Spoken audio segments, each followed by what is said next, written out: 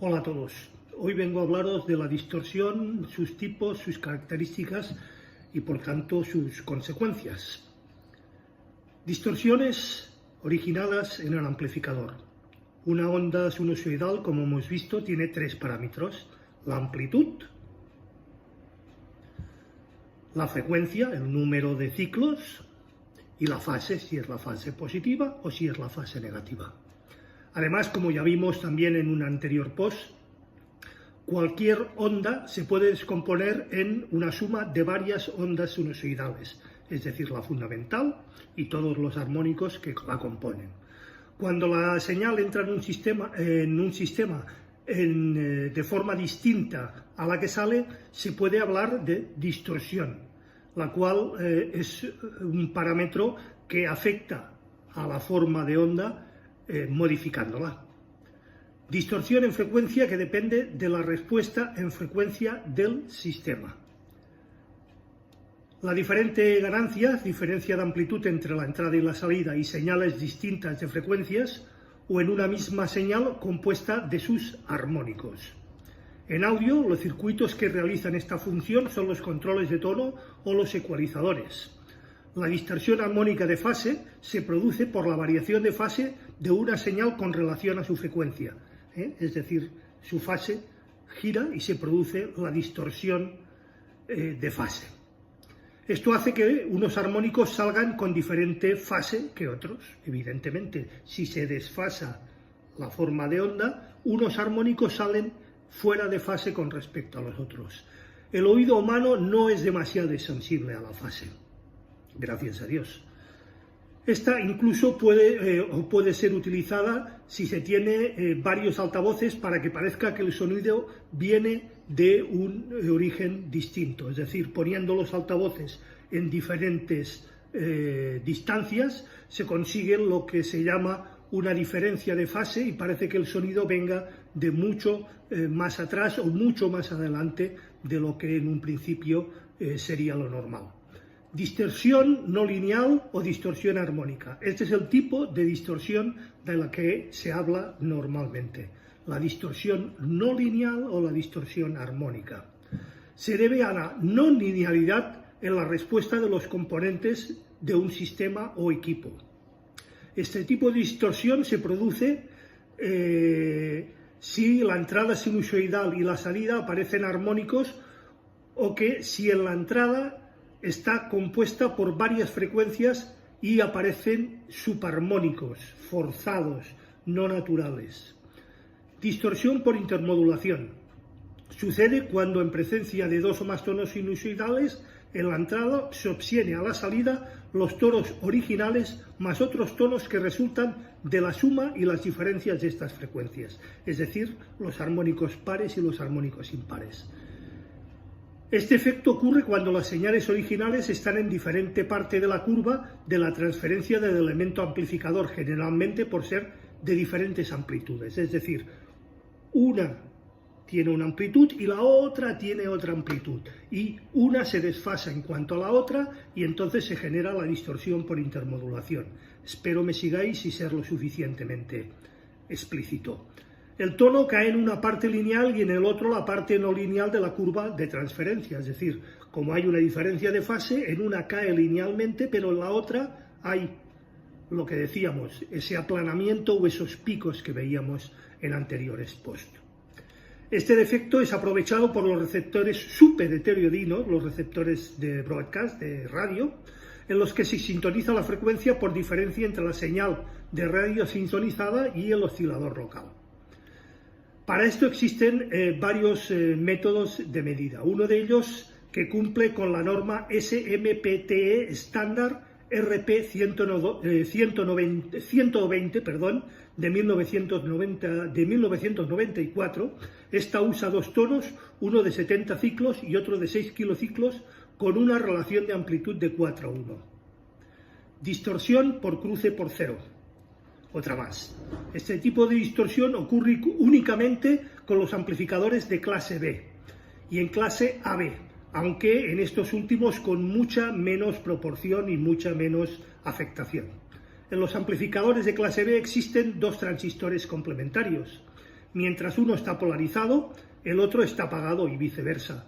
Cuando la onda de la señal cruza por cero, es decir, cuando el ciclo positivo está en el punto cero y empieza el cruce negativo, existe un tiempo en cuanto que ninguno de los dos transistores está polarizado y ahí se produce una distorsión por pase por cero, es decir, la curva debería ser continua, deja de ser continua y se produce esta distorsión. Distorsión por intermodulación de transistores, distorsión que ocurre fuera del amplificador, distorsión Doppler. La distorsión Doppler es cuando se utiliza un altavoz de rango extendido, full range, y cuando en el bafle no hay suficiente división en el espectro de audio o número de altavoces, como para evitar este efecto que ocurre con el siguiente fenómeno. Los sonidos graves, con más potencia del equipo que los sonidos agudos, evidentemente, como ya vimos en el post del viernes pasado, lo que generan es que no es raro que, por ejemplo, con una señal de 50 watts en el equipo, las bajas frecuencias requieran pues la mayor potencia. En cambio, el tweeter o los agudos solamente un 15% de esta potencia. El cono del altavoz que reproducirá la nota más baja actúa como un pistón y se desplaza considerablemente hacia adelante y hacia atrás. Esto creo que todos lo tenemos claro. Si simultáneamente se reproduce en el mismo bafle y con el mismo altavoz una nota bastante más aguda, será una parte menor del cono la que vibre y por lo tanto la oscilación mecánica será mucho menor. Al estar la señal más aguda montada, es decir, un solo altavoz montada sobre el mismo pistón que se desplaza hacia adelante y hacia atrás, hará que se reproduzca con un efecto Doppler el tono más agudo. El tono se elevará en cuanto el cono se acerque y se reducirá en cuanto el cono se aleje del oyente, evidentemente. Hablaré al respecto en un próximo post sobre los altavoces de Open Baffle o altavoces dipolo sobre estos efectos y efectos parecidos en cuanto a la distorsión por efecto Doppler. Distorsión por fase en el recinto. Los sonidos agudos viajan, como hemos visto, más rápido que los sonidos graves en el medio, que es el aire.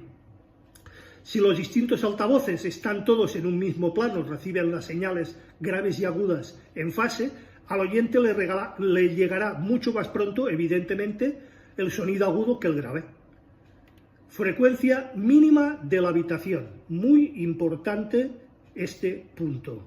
La nota más grave que es capaz de reproducir una habitación no tratada acústicamente depende al 100% de las dimensiones de esta sala. Una sala normal no bajará más allá de los 50-60 Hz, por mucho que nos empeñemos. Las dimensiones de una sala normal no nos permiten bajar más allá de los 50-60 Hz, por muchos subgraves, por muchos 15 pulgadas, por muchos 18 pulgadas o por muchos 20 pulgadas que algunos llegan a colocar como subgraves. En una sala de forma paralelepípedo, es decir, una caja de zapatos, el rectángulo, forma paralelepípedo en rectángulo, la caja de zapatos, la frecuencia mínima aproximadamente es la que tiene como longitud de onda la tercera parte de la diagonal de este paralelepípedo. Podéis calcular la frecuencia mínima que será capaz de reproducir vuestra habitación tomando las medidas de dicha habitación y calculando la diagonal. Y la longitud de onda en una tercera parte será la longitud de onda o frecuencia mínima de nuestra habitación. Esta también varía con respecto a la temperatura ambiente y con la ubicación del oyente, evidentemente, y de los elementos que constituyen la sala o el medio de oída. En psicoacústica es más que conocido que la escucha de armónicos de un sonido grave, ausente, hace que el cerebro reconstituya el sonido faltante, como ya vimos en un anterior post. Es decir, si en un oído llega una frecuencia y en el otro llega otra, el cerebro reconstruye la diferencia entre una frecuencia y la otra. Por eso, un refuerzo o realce de sonido alrededor de los 100-150 Hz, como hacen bastante gente, hace que el equipo parezca que suene más grave de lo que suena en realidad. Esto es un truco que aplica bastante gente para hacer que parezca que la sala tiene más graves de los que tiene realmente, haciendo con la ecualización un pequeño realce de 2-4 dB en la zona de 100-150 Hz. Pero esta forma de audición puede producir fatiga y hasta dolores de cabeza en muchos casos. Por ese motivo, los graves son más plenos y más naturales en teatres, cines o salas de concierto, debido a las dimensiones mucho mayores involucradas en la reproducción de este sonido y por lo tanto la diagonal y por lo tanto la frecuencia mínima que nos podremos reproducir en ellas. Existen fórmulas para calcular la frecuencia mínima reproducible en un recinto según sus dimensiones en Internet. Os aconsejo que si estáis interesados rasquéis un poco en San Google y encontraréis estas fórmulas. Las variaciones debidas a la temperatura del ambiente se pueden también corregir utilizando unas fórmulas también adecuadas que nos permiten aplicar en esta fórmula la temperatura ambiente y el grado de humedad para que calcule la frecuencia mínima reproducida en nuestra sala. Por suerte, actualmente podemos disponer de instrumentos electrónicos llamados DSP que nos pueden ayudar con todo esto, como ya vimos también en mi anterior post. Compensaciones de distorsiones. La compensación de las distorsiones se realiza mediante técnicas de realimentación. Distorsión debida a la realimentación. Todo amplificador que tiene un tiempo de tránsito es el que en el tiempo tarda en salir la señal respecto a la entrada en el preamplificador. Cuando se aplica realimentación negativa, en muchos casos, una porción de la señal de salida se introduce otra vez en la entrada, de manera que se reste con la señal original. Al estar desfasados, se restan también, como vimos en anteriores posts. Con los amplificadores de tránsito instantáneo, este efecto no existe. Siempre hay una demora y la señal que se resta no coincide con la que está entrando. En las pruebas con ondas sinusoidales puras, esta no se aprecia demasiado, ya que la salida sigue siendo sinusoidal. Además de la señal de entrada no varía y es siempre de tono fijo. Sin embargo, la música es altamente dinámica y su espectro en un osciloscopio es más parecido a un registro de un sismógrafo que no a una onda sinusoidal pura. En los casos en los que la señal tiene mucha complejidad y transientes abruptos, un retraso apreciable redunda en muchísima más distorsión. Es decir, si por retroalimentación la forma de la señal es muy compleja, se producirán más desfases y por lo tanto más distorsión. En los equipos a válvulas, la realimentación negativa, para que os hagáis una idea, rara vez supera el 10%, cosa que en algunos amplificadores y en según qué clases llega a este 10%. Estos son la respuesta mucho más rápida que los transistores, ya que estos no dependen de la circulación de corriente. Por esta razón es por la que muchos amplificadores valvulares suenan mejor, con una distorsión armónica total del 0,1%, que equipos a transistores con distorsiones armónicas totales mucho más inferiores. Ejemplo del 0,05 en lugar del 0,1, pero sonará mejor un equipo a válvulas debido a que su retroalimentación es muy inferior. A no tener transformador de salida, los de estado sólido pueden soportar mayores retroalimentaciones que los valvulares. Con señales de pruebas sinusoidales no se aprecia el fenómeno, pero con otro tipo de señales, como por ejemplo una onda cuadrada en amplitud con una onda sinusoidal, se observará, si lo utilizamos y lo visualizamos en un osciloscopio, como que una parte de esa onda queda borrada por la sobremodulación y los sobreimpulsos. Mayores niveles de realimentación negativa y retraso considerable hacen que las frecuencias de sonido sean más apreciables especialmente en la música clásica o con instrumentos de cuerda. Es decir, la distorsión se notará mucho más en este tipo de música que en música rock, con incluso distorsiones ya generadas en la propia música, evidentemente. Es posible lograr alguna mejora si los transistores de la etapa de salida tienen mayor respuesta en frecuencias que los transistores amplificadores del previo, y también usando fuentes de alimentación separadas para las etapas del previo y las de potencia, o utilizando evidentemente pre y etapas separadas. Esto siempre será mucho mejor y tendremos muchísima menos distorsión. Con la utilización de fuentes diferentes se elimina la realimentación positiva que se usa para que compense el amplificador el recorte por disimetría o bootstrapping.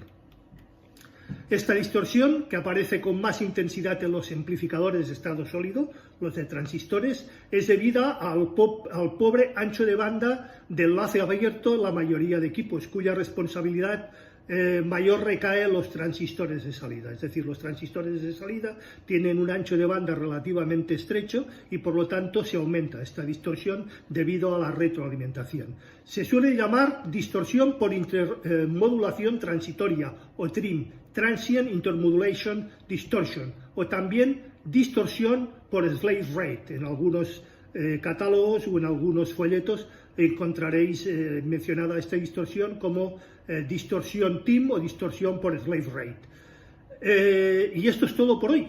Espero haber aportado un granito más en el conocimiento de las distorsiones en nuestros equipos, en nuestros altavoces, en nuestros amplificadores, en nuestras etapas, en nuestros pres. Como siempre, quedo abierto y espero comentarios que serán debidamente y puntualmente respondidos. Recordad, si os ha gustado, le dais al like, por favor, compartid el post, suscribiros si no lo estáis ya, y acordaros de darle a la campanilla gris para que YouTube os mantenga al día de cualquier novedad en el canal. Muchísimas gracias y nos vemos como siempre el próximo viernes a las 8 estrenamos. Hasta entonces, saludos y buena semana.